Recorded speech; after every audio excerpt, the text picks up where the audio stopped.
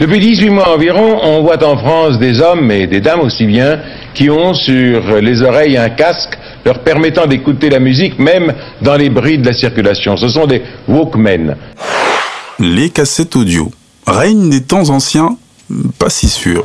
Comme Adam et Ève, elles s'unissent au Walkman. C'est une révolution. Mais ce putain de matos bouffe trop de piles. Ça gamberge sec dans la tête des utilisateurs. La solution, le tournevis, le stylo et la colle pour démonter, rembobiner et gérer les parties de la bande audio morte. De vrais chirurgiens, les Dr House des temps anciens. Octobre 92, Paris, Saint-Sulpice. Les mains dans le cambouis. Je suis en première S. Je suis content, ma famille également. Et je rencontre Piéton, dit l'Antéchrist. Si tu veux savoir pourquoi on l'appelle l'Antéchrist, tu vas le savoir. Samedi 14h, on sort du métro Saint-Sulpice, direction la Fnac de Montparnasse. Tout est préparé. On rentre séparément, nos Walkman en main.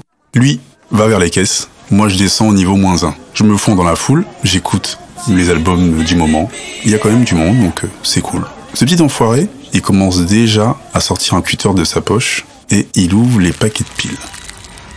1, 2, et il enchaîne comme ça.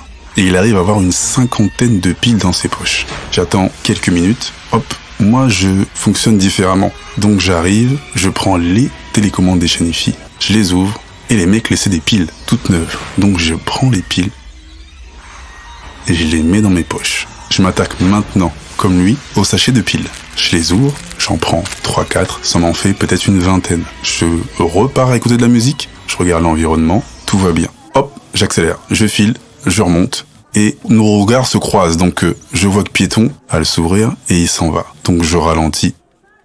Lui arrive devant la porte de sortie, et boum, il y a une paluche de boucher qui l'attrape et qui lui parle. Je sais pas ce qu'il se raconte, mais son visage change, on l'emmène dans un endroit, je sais pas où il va. C'est à la gare comme à la guerre, donc moi, je continue mon chemin, je me dirige vers la sortie, et je commence à avoir le sourire, je me dis, ah, c'est bon, moi je passe.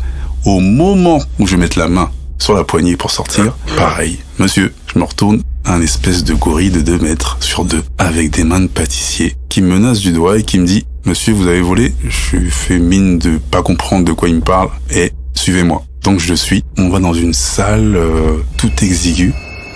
Vous pouvez le constater, nous avons l'œil sur vous depuis quelque temps.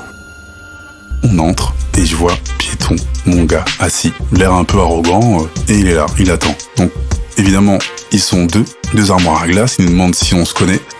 On se connaît pas, je m'assois. Ils nous demandent de vider nos poches. On vide nos poches, et là, c'est la cata. Je sors une 20aine de piles, des ciseaux, des chewing-gums, des cassettes vierges, des originales, mon Walkman, et lui, la même chose. On se regarde, on se dit, putain, ils vont appeler les flics, qu'est-ce qu'ils vont faire? Et ils nous demandent si c'est tout ce qu'on a sur nous. Donc, on acquiesce, et est-ce qu'on a volé des cassettes? C'est pour ça qu'on est là, on a volé des cassettes originales. Et on leur dit non, tout ce qu'on a, vous le voyez. Donc les mecs commencent à bégayer, ils s'excusent, on se dit mais hey, la roue est en train de tourner. Ça bégaye, remettez tout dans vos poches, excusez-nous messieurs, désolé du dérangement, on reprend tout le matos, on remet tout ça dans nos manteaux, on s'en va, la tête haute, les narines dilatées avec le sourire, et on sort de la Fnac. On se regarde, on se comprend, on se sépare, on se retrouve au métro Montparnasse cette fois-ci, et on éclate de rire. On se frotte les mains, on se dit ça y est, le début de l'arnaque commence. Dès le lundi, on fait une prépa d'1 semaine avec une équipe rapprochée de 8 autres personnes. Et là maintenant, on va encore s'attaquer à la Fnac de Montparnasse avec une équipe et on s'attaquera aux cassettes vidéo et aux albums cassettes. On y va. Et là c'est plus pile. On rentre par équipe de 2 à tous les étages. Vidéo, près des caisses pour les piles et on arrive. On prend les cassettes vierges, on les met dans les nouvelles chaînes IFI où tu pouvais doubler les albums. On prend les originaux, on les ouvre au cutter, on les place, on fait des copies en extrême rapide, ça dure 10 minutes, on copie plein d'albums, on prend des piles, on fait la même chose avec les cassettes vidéo, on se barre. Et cette arnaque va durer 1 an.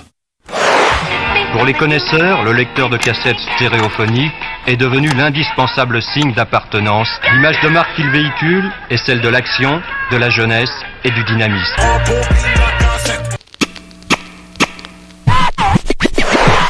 La chronique du gouffre. chroniques du gouffre. Les chroniques du gouffre.